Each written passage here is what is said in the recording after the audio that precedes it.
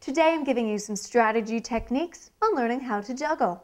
All right, so we've just learned the one-handed toss and we're getting to the two-handed toss, but before we get to that, we're going to go still with one ball and we're going to call this the one ball arc. All right, so get rid of those two balls once again. We still just need one ball to get this going.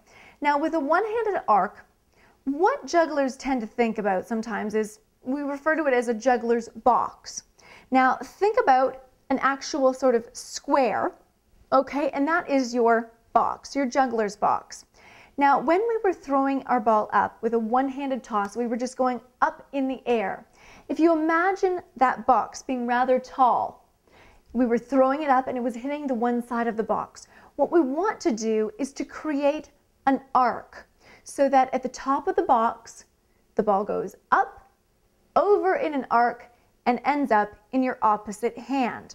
You want to be able to do this much in the same way that we were throwing the one ball up and catching it in the same spot. You want to be able to throw that ball up in an arc and have it land in this hand without that much trouble. So you want to toss it up and catch it, toss it up and catch it, toss it up and catch it. And you can go back and forth with one hand as well, with the other hand. So up and catch and up and catch.